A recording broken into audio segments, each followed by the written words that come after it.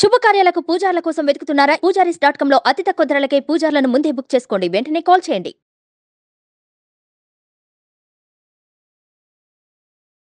నమస్కారం డాక్టర్ శ్రీ అనంతకృష్ణ స్వామి గారు. నమస్కారం అండి. సో మన మనీ మంత్ర సిరీస్ తరపున మన ఫ్యామిలీ ఆడియన్స్ ఎవరైతే ఉన్నారో and Suman TV family audience ఎవరైతే ఉన్నారో వారందరికీ కూడా హ్యాపీ న్యూ ఇయర్. సో మీకు మనీ న్యూ ఇయర్గా మారి ద బెస్ట్ రిజల్ట్ ఇవ్వాలని మాత్రం మనస్ఫూర్తిగా కోరుకుంటున్నాను. చక్కని మాట చెప్పారు, మనీ న్యూ ఇయర్గా మారాలని. ఎప్పుడైనా సరే కనీసం అందరూ బాగా సంపాదించాలి. మనీ న్యూ ఇయర్గా అందరూ కూడా బాగా సంపాదించాలి. నేను కూడా చాలా అభిలషిస్తున్నాను. అందరూ కూడా ఈ సబ్జెక్ట్ని ఆకలింపు చేసుకొని చాలా ఉన్నత స్థితికి బాగా గొప్ప ధనవులు కావాలని మనస్ఫూర్తిగా కోరుకుంటున్నాను.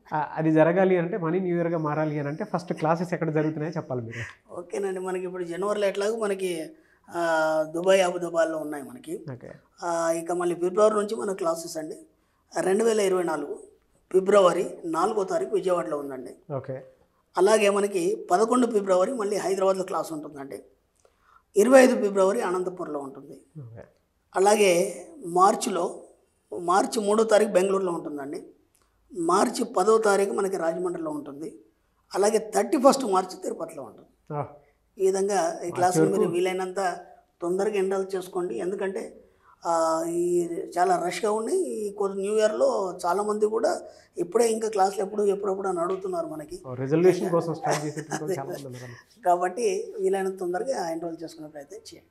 ప్రీవియస్ వీడియోలో అంటే 558వ మనీ మంత్ర వీడియోలో చాలా లోతైన విశ్లేషణ మీరు చెప్పడం జరిగింది.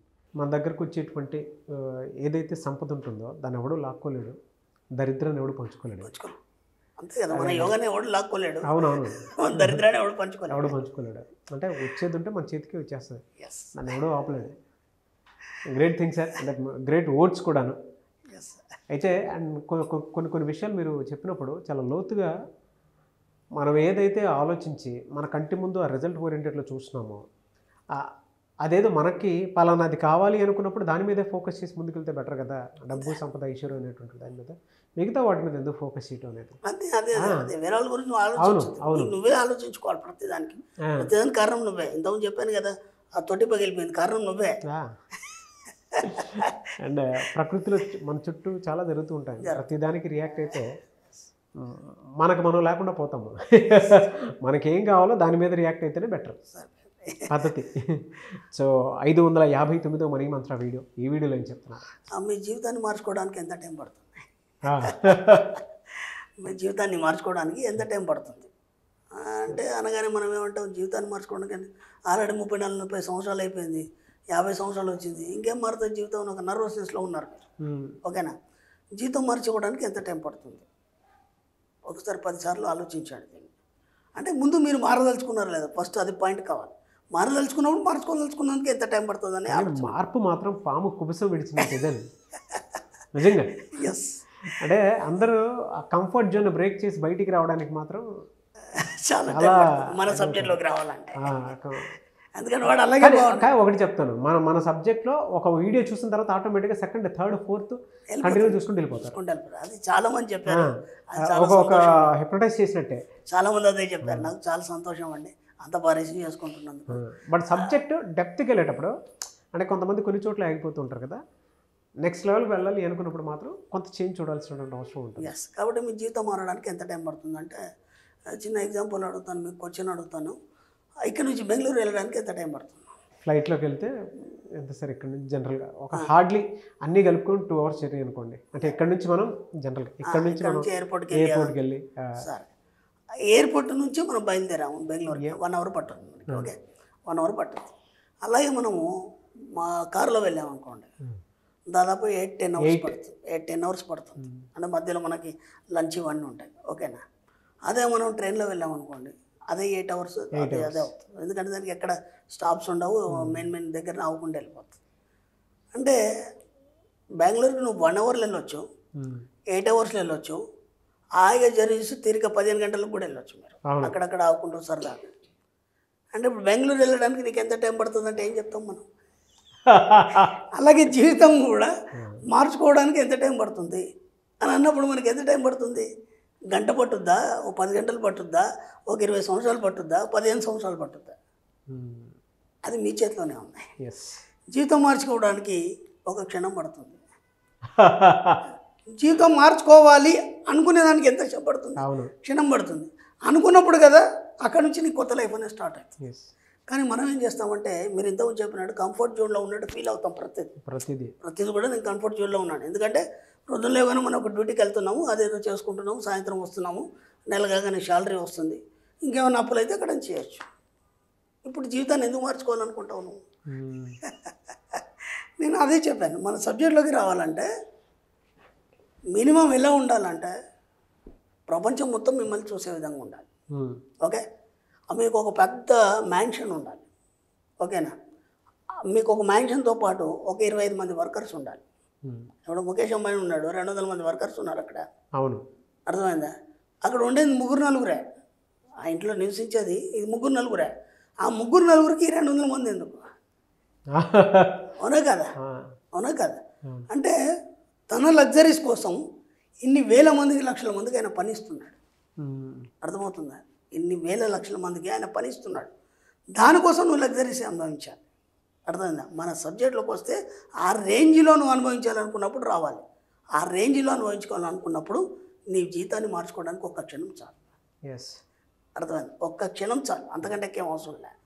ఆ క్షణం మారిన తర్వాత ఇక మళ్ళీ మీరు ఏది కూడా పాతదాన్ని ఆలోచించండి. ఇక్కడ మన సబ్జెక్ట్లో ఏం చెప్తామంటే నేనేం జరిగిందో అది మర్చిపోవాలి. నేనేం జరిగింది అని అడిగినా సరే ఏమో తెలియదు అనాలి అంతే. రేపు ఏం చేయాలనుకుంటున్నావు అంటే చెప్పు. ఎందుకంటే నేను ఒక రోల్స్ రాయిస్ కారు తీసుకోదలుచుకున్నాను, లేకపోతే నేను ఇది తీసుకోవాలనుకుంటున్నాను, ఒక మ్యాన్షన్ కట్టాలనుకున్నాను, నేను విదేశాల్లో తిరగాలనుకుంటున్నాను, నేను ఎప్పుడు కూడా నాకు ఒక చార్టర్డ్ ఫ్లైట్ ఉండాలనుకుంటున్నాను. ఇవి చెప్పు, ఇవన్నీ నిజమవుతాయి. మీరేమనుకుంటున్నారా అవన్నీ బోలేడు చెప్పుకోవచ్చు, అది ఎలా నిజమవుతుంది? అవన్నీ వాళ్ళు అనుకున్నారు కాబట్టి నిజమైంది కదా. ముఖేష్ అంబానీ వాళ్ళ ఫాదర్ ఏముండింది? అంతకుముందు ఏం లేదు కదా. పెట్రోల్ బంకులో పనిచేస్తాడు, ఎన్నోసార్లు ఎగ్జాంపుల్ చెప్పుకున్నాం కదా. ఇవాళ అవన్నీ ఎలా సాధ్యమని, ఇన్ని కోట్ల సంపద ఎలా వచ్చింది? వాళ్ళు అవన్నీ ఊహించి పెట్టారు, అవన్నీ కూడా ఊహించి పెట్టారు. ఓకేనా?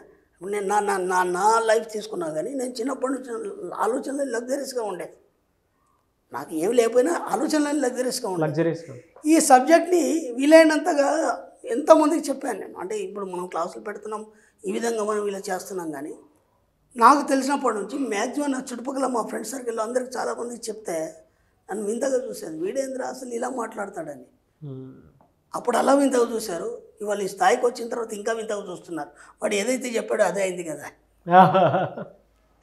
మీరు చెప్పండి, ముందు చెప్పడానికి మీకు ధైర్యం కావాలి. చెప్పడానికి ధైర్యం కావాలంటే మీ జీవితం మారడానికి ఒక క్షణం చాలు. ఆ మారిన తర్వాత మీ అన్ని మాటలన్నీ ఇలాగే ఉండాలి. చూసేవాడు కొత్తవాడు ఎవడైతే ఉంటాడో మీ ఫ్రెండ్ సర్కిల్లో మిమ్మల్ని ఏమనుకున్నా సరే, మన సబ్జెక్ట్లో ఏముంటుందంటే ఎవరేమనుకున్నా సరే నీకు సంబంధం లేదు. అర్థమైందా? వాళ్ళని నువ్వు ఏది పట్టించుకోకు, ఎవరి మాటలు వినకు.